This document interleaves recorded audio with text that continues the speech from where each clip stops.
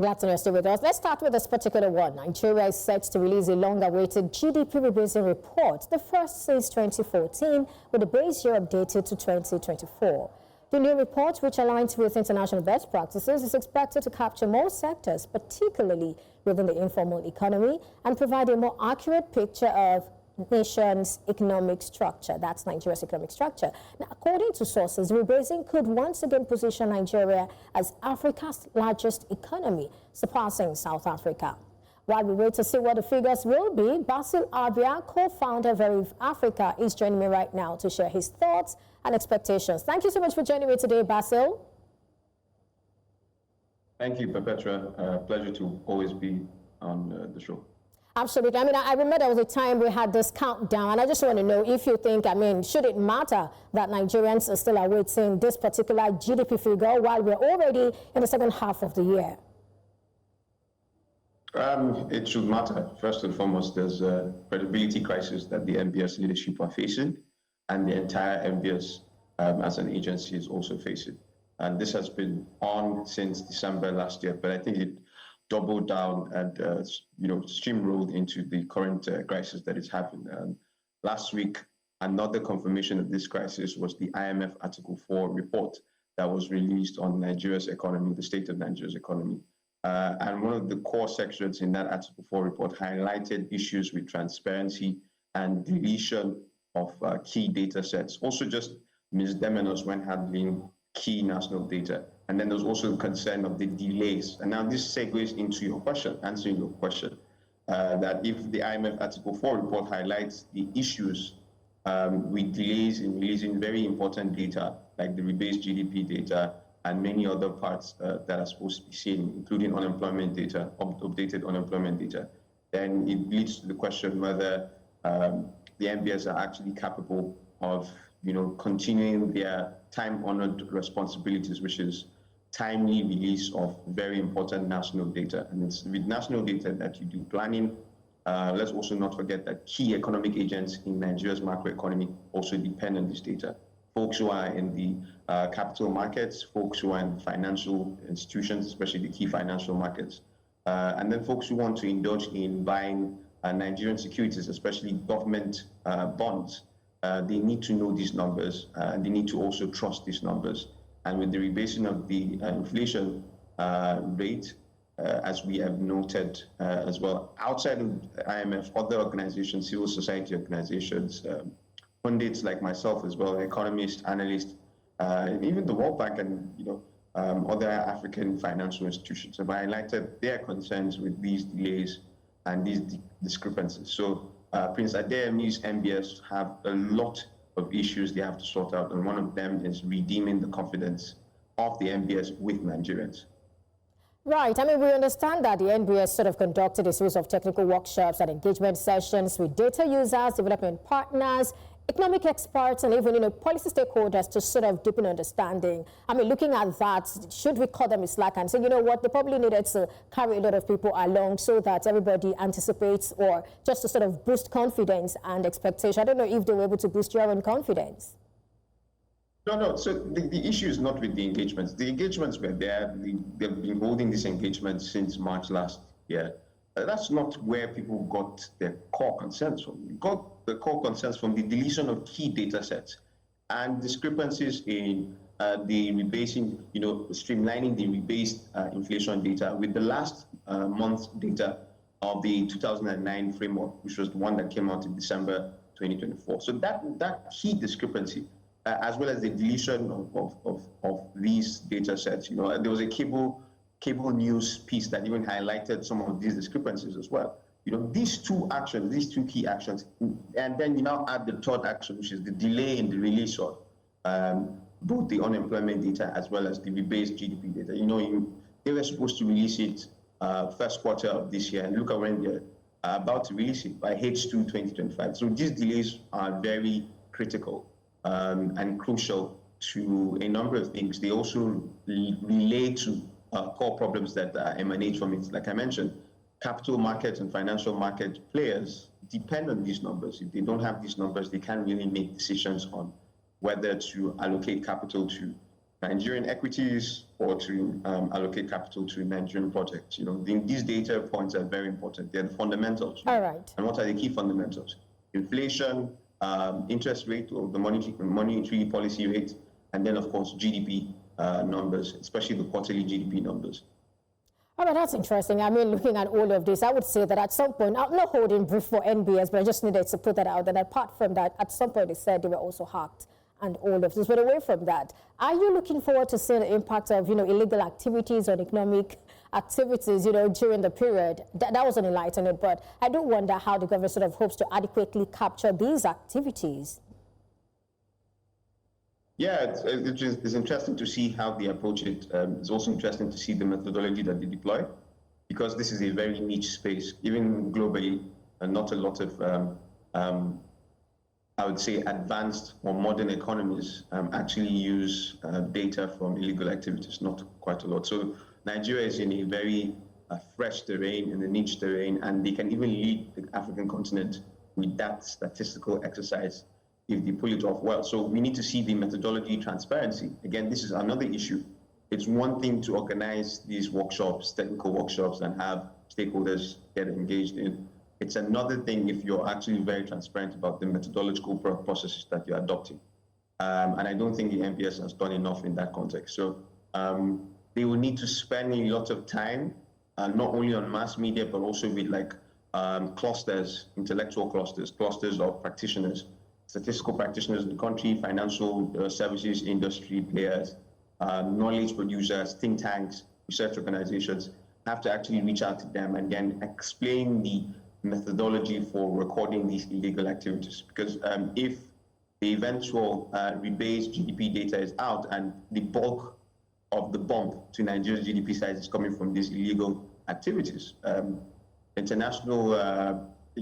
international community are going to raise their eyebrows and say, okay, is Nigeria padding their GDP numbers? And I remember, I'll never forget in 2014, when the new GDP data came out after the rebasing. Our brothers and sisters in South Africa weren't particularly happy, and they inclined to the old tune of old Nigeria, were padding their numbers. So we're going to see another case in that context if they are not transparent about the methodological adjustments that they made. All right, now two arguments here. That's looking at the illegal subsector that we are considering in this particular new rebased GDP. First, the moral question: how do you capture an activity you tag as illegal? That sort of follows the thought around taxing companies that are operating illegally in the country. If you say companies are operating illegally, the conversation, I think, should not be taxing them. You should be getting them out. So, I mean, how do you do that? And secondly, some argue, and I think you sort of align with this particular one, that Europe has integrated some illicit activities into its GDP. And if we're going to be comparing GDP to GDP, we might as well include them. Where do you stand here? I do not have a lot of fight in this. I was asked this question both on your channel very early in the year, and I was also asked this question on Arise and channels. And, I was very transparent and honest, and I said this, look, I really don't know how they're going to approach. I don't really have a lot of experience when it comes to this particular statistical exercise. I don't have any bite in the game whatsoever. All that I know and all that I want, and I think a lot of other analysts, policy analysts and economists in Nigeria want, is transparency about the methodological adjustments. When that happens, then we'll see some confidence. Now, back to the IMF Article 4 report, one of the very key salient issues they mentioned was how they were a bit skeptical with the approach of the adoption of the price reference periods and the weight reference periods. And they felt that it should have been handled better, it should have been explained better, and they didn't adjust with global best practices. Now, the argument from Prince Adeyemi and the entire MPS leadership, if you remember vividly, there was a time on Business Edge, if I'm not mistaken, where I was on the other side of the debate, and if I'm not mistaken, the head of one of the key directors of the MBS were on the other side. And I kept saying, even though he kept retorting, and what I kept mentioning was, look, I don't have any issue with the methods that we adopt. I don't think I'm even qualified enough to question those methods. My own concern is you're not communicating clearly what the rationale from the MBS leadership is with adopting these methods. And if you're not communicating clearly, you're allowing room for people to doubt that there is a sincerity about this approach, and probably this approach is to prop up the numbers in favor of the government. This was not the case under the Dr. Yemi Kale led MBS. We know for a fact, both insider and outsider knowledge, that he fought core battles to keep the processes transparent, to ensure that the MBS were independent from that Muhammadu Buhari, government administration. And we saw that they stuck with the numbers, regardless of whether the numbers were painting that administration bad. Unfortunately, we have not seen that from the Prince Adeyemi leadership. And it remains to be seen what's going to happen when the rebased GDP numbers come out. So as for the illicit activities, statistical adjustments to measure them, I'm not technically astute enough to make comments on that, one. And secondly, ethically, I am not predisposed to make a comment on that. Quite interesting. What a good way to sort of, probably evade the question or just let it be. I understand. I mean, maybe it's some personal reasons and all of that, which I totally understand. Now, I mean, let's come to the key issues now. With the inclusion of informal activities and other segments like modular refineries, the Nigerian Social Insurance Trust Fund, that's SITF, e-commerce, digital services, pension funds administrators, domestic households as employers of labor, and I mean a lot of all of those things that will be added, whether it's the NHIS or the quarrying and other mining activities. What figure do you see? I mean, something significant enough to sort of put Nigeria back on the #1 spot in Africa? Is that what you see, looking at some of the sectors and subsectors that have now been included? I think what will actually help us prop up the numbers, and when I mean prop up in this context, I'm not pejorative about the usage of that language. I'm just saying what will be responsible for our regaining of status as Africa's largest economy will be from our digital economy activity. I do not think the mining activity, especially artisanal mining activity, is enough to give that prop up in terms of the numbers. It's just not possible yet.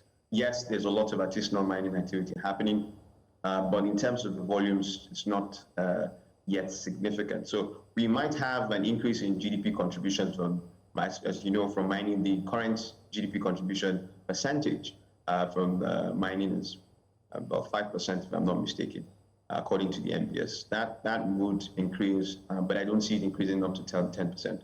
Where you're going to get those numbers from will largely be from the digital economy, which was the case during the last rebasing. The last rebasing, we got a lot from the creative economy and the digital economy.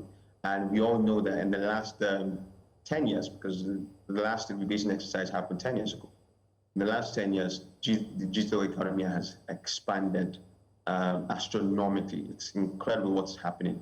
From, for instance, digital payments taking just under 5% of our transactional proportion, to over 30% now. And let's not forget, for context, Kenya has always had 75% digital payments for the last 10 years. 70 to 75% of how they do transactions, how they pay for the transactions, is through digital methods. And we know the M-Pesa, for instance, the M-Pesa mobile money that eventually came to Nigeria, that originated from innovations that occurred in the Kenyan financial services space. Many thanks to the creation of M-Pesa and work done by the corporations like Vodacom, for instance. So we have definitely had a significant bump in digital economy activities, especially financial payments. We also have had a bump in how we do social commerce, what they call social media commerce. We have a lot of people who buy and sell via WhatsApp channels, via Facebook channels, via Instagram, via TikTok. In fact, I'd say that even myself, I've made quite a number of purchases on these social media channels. Now, you now add the fact that a lot of young Nigerians now buy their food through, platforms like Chowdeck, and other internet services that provide this. There are a lot of people who are doing their courier service using these delivery companies, and most of those transactions happen online. A significant way that people engage with entertainment as well. most of these transactions happen online. So if they did the statistical adjustments to account for all of these things, then yes, we're going to see a significant bump. So yeah, contrary to what you're saying, genuinely think that what might be responsible for us regaining our status as Africa's largest economy is because of the in-depth computation of activities in the digital economy. I think it's very important what you've talked about, in-depth computation, because I sort of feel that's something that is missing, and you've talked about it earlier. I mean, just a quick addition here. A critical tool in ensuring the accuracy of whatever is being churned out is data availability and accessibility. Now, I feel that there is the need to probably boost Nigeria's data infrastructure, because apart from the fact that we're losing revenue, government is also unable to adequately plan for its citizens. When we do not have these numbers, we can't tell who is who. We can't tell who is doing what. And all of this is very important. Talk to us. What will it take Nigeria to sort of boost its data infrastructure and begin to do better? Yeah, the first thing with infrastructure is spending monies to upgrade them. The second part of that is streamlining the existing infrastructure. So the first low-hanging fruit for the Nigerian government, especially with the Ministry of Finance working hand in hand with the National Bureau of Statistics and other MDAs responsible, is a streamlining of all of the core infrastructure that we have. Nigeria doesn't have a central database pipeline. And what I mean by that is a central pathway for different data infrastructure channels to pass, where you have repositories upon repositories layered. So you can have repositories from all the ministries pipelined into one pipeline, virtually, of course, and in the cloud. And then you have another one from the MBS, and then you have the other ones from the subnationals, and then you have the other ones from the private companies. And there's that interaction. Now, that's a very complex infrastructure to build, but a very good way to start is by streamlining. And how do you streamline? The low-hanging fruit will be, look, let's get the BVN numbers hand in hand with the MBS databases. All the MBS databases are pipelined into sort of a layer that there is cross-interaction, and interoperability. Now, interoperability basically is cute English for saying that I can adapt to this pipeline for work and go and interact with another data pipeline to access their data and use it to deploy a number of things that I want to deploy. So how will this work practically? For instance, we have a national social register. And the last time I checked, our national social register is connected to, or they're still working on connecting it with BVN. So if there's a connection with the BVN, there's now, an arrangement where, or an opportunity where there can be interoperability between the social register and the BVN, and then layers for our financial services to also dip into. So our financial services can access information from the BVN, which they already do, but they can now access it with information from the National Social Register. So that if the federal government wants to transfer basic cash, for instance, non-attached cash to the socially vulnerable in Nigeria, for instance, they can access information from the BVNs, as well as the social register, and then allow for that information to be accessed by the financial services.